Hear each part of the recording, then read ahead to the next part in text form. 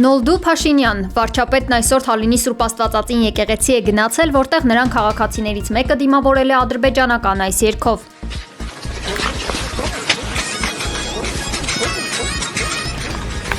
Մինչ Փաշինյանի ժամանումը Մասյացոտնի թեմի քահանա Տեր Հայկին թույլ չեն տվել եկեղեցուն պատարագ մատուցել, նաև մի խումբ հավատացյալներ հեռացել են։ Արագածոտնի մարզպետ Սերգեյ Մովսիսյանը Նյուզեյեմի մեր գործընկերների հետ զրույցում վստահեցրել է, որ Տեր Հայկին չի ստիպում հեռանալ եկեղեցուց եւ հոգեվորականի վրա ճնշումներ չկան։ Ավելի ուշ Տեր Հայկը հայտնել է, որ ստիպված գնում է Մաստարեի եկեղեցի, որտեղ էլ պատարագ կմատուցի եւ բարձր կհնչեցնի ամենայն հայոց կաթողիկոս Գարեգին II եւ Արագածոտնի թեմի առաջնորդ Մկրտիչ Սրբազանի անունը։ Իսկ պատարագ Սուրբ Աստվածածին եկեղեցում կմատուցի կարգալույծ եղած նախկին Տեր Թադեն։ Թալինի համայնքապետ Տավրոս Սափեյանը, ով եկեղեցու դեմ արշավին միացածների շարքում է, հրաժարվել է պատասխանել լրագրողների հարցերին, ասելով՝ «Բարով եք եկել»։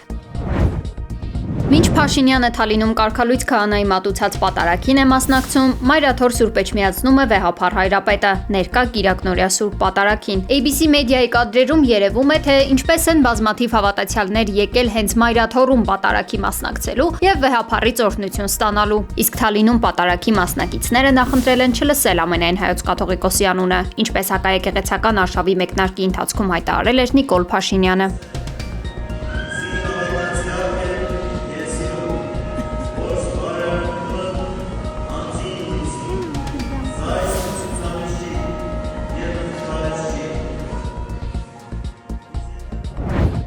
Ազգային ժողովի Հայաստան խմբակցության падգամավորներ Աղվան Վարդանյանը եւ Գառնիկ Դանելյանը տեսակցել են Միքայել arczepiskopos Աճապահյանին եւ լրագրող Նարեկ Սամսոնյանին։ Միքայել Սրբազանն այս օրերին հետվիրահատական վերականգնողական փուլում է, նա իր ջերմ ողջույններն ու շնորհակալության խոսքն են փոխանցել այն բոլոր մարդկանց, որ զորակցում եւ աղոթում էին իր առողջության համար։ Facebook-ի իր էջում գրել է Գառնիկ Դանելյանը։ Նարեկ Սամսոնյանը բժշկական հաստատություն տեղափոխվելուց հետո դադարեցրել է հացադուլը եւ այժմ վերականգնողական փուլում է, ինչին կհաջորդի վիրահատությունը։ Ապրիլի 15-ից երկրորդ սերնդի թղթադրամները բնականոն մաշվածության արդյունքում դուրս կգան շրջանառությունից, մասնավորապես Եղիշե Չարենցի դիմանկարով 1000 դրամանոց, Հովանես Թումանյանի նկարով 5000 դրամանոց, Ավետիք Իսահակյանի նկարով 10000 եւ Մարտիրոս Սարյանի նկարով 20000 դրամանոց թղթադրամներով առևտուր անելը ապրիլի 15-ից չի թույլատրվի։ Քաղաքացիներն իրենց մոտ մնացած բոլոր հին թողարկման թղթադրամները պարտավորվում են հանձնել կամ փոխարինել նոր թղթադրամներով։ Կարգելվի նաեւ վաղուց մետաղադրամով փոխարինված 500 դրամանոց թղթադրամի կիրառումը, որի վրա Ալեքսանդր Թամանյանի դիմանկարն է։ Ապրիլի 1-ից բոլոր պետական վճարները, այդ թվում կենսաթոշակները եւ նպաստները, կվճարվեն բացառապես անկանխիկ եղանակով։ Հունվարի 1-ից ուժի մեջ է մտել պետական սոցիալական վճարներն անկանխիկ տնօրինելու դեպքում 8%-ով ավելի 20% հետ վճարի համակարգը, սակայն սա վերաբերում է միայն առկա համակարգի քարտապաններին։ Եթե այլ քարտապաններ, օրինակ Visa կամ Master, ցանկանում են օգտվել այս փոփոխություններից, կարող են մոտենալ ցանկացած բանկ եւ փոխարինել այն առկայով։ Այն կենսաթոշակառուները եւ նպաստառուները, որոնք կունենան կամ կուզենան վերցնել արկա քարտ որպես կենսաթոշակային քարտ, որը այս բայդրությամբ ոչ բոլոր բանկերն են տալիս, բայց կան բանկեր, որ տալիս են, ապա այդ դեպքում կգործի նաեւ 20 գումարած երկու սկզբունքը, այսինքն 20% կստանան մեր ծրագրով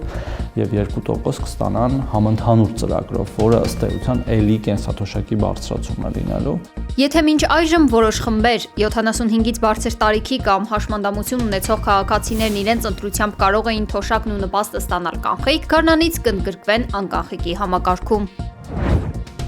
Եվրոպան իր համար ծուղակ է ստեղծել, հրաժարվելով էներգետիկ ոլորտում Ռուսաստանի Դաշնության հետ համագործակցությունից, իսկ մինչև Կալասի հեռանալը ոչ Մոսկվան, ոչ Վաշինգտոնը ոչինչ չեն քննարկի Եվրոպական միության հետ, հայտարարել է Ռուսաստանի Դաշնության նախագահի մամուլի քարտուղար Դմիտրի Պեսկովը։ Նրա խոսքով Եվրոպայի այսպես ասած կախվածությունը Ռուսաստանից էներգետիկ ոլորտում անցողիկ էր։ Ազատվելով այդ կախվածությունից Եվրոպան այժմ սկսել է հաստատապես կախված լինել ԱՄՆ-ից։ Պեսկովը նաև շեշտել է, որ Պուտինի հանդիպումը Ուիտքոֆի հետ կարևոր էր Արաբական Միացյալ Էմիրություններում բանակցային խմբերին հրահանգեր տալու համար։ Ռուս զինվորականները ուշադիր կվերլուծեն Գրենլանդիայում ոսկե գմբեթ հակահրթիռային պաշտպանության համակարգի հնարավոր հայտնվելու ծրագիրը, հայտարարել է Պեսկովը։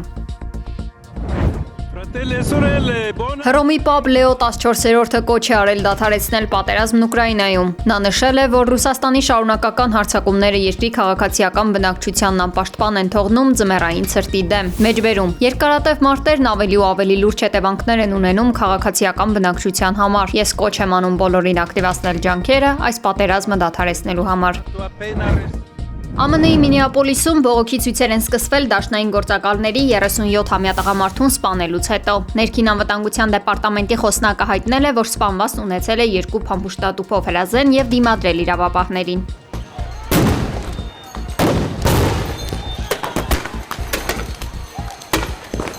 Սա վերջին մեկ ամսվա ընթացքում դաշնային ուժերի ձեռքով սպանված արդեն երկրորդ մարդն է, ինչը քաղաքում բողոքի մեծ ալիք է բարձրացրել։ Միջազգային անվտանգության նախարարությունը պնդում է, թե գործակալները զինված դիմադրության ժամանակ պարզապես պաշտպանվել են։ Նահանգապետ Թիմ Ուոլթսն ու քաղաքապետը դատապարտել են իրավապահների դաժանությունն ու նախագահ Թրամփից պահանջել անհապաղ դուրս բերել այդ ուժերը նահանգից։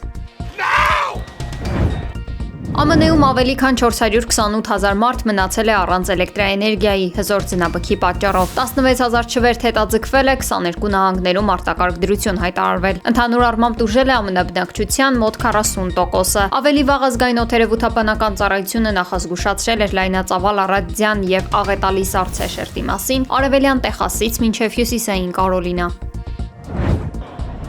Ամերիկացի էքստրեմալ ժայռամագլցող Ալեքս Հոնոլդն առանց պարանների 91 րոպեում բարձրացել է Թայվանի ամենաբարձր երկնաքերը 508 մետրանոց Թայբեյ 101-ը։ Երկնաքերն ունի 101 հարկ, բարձրությունը 509.2 մետր է, սա իրի հետ միասին։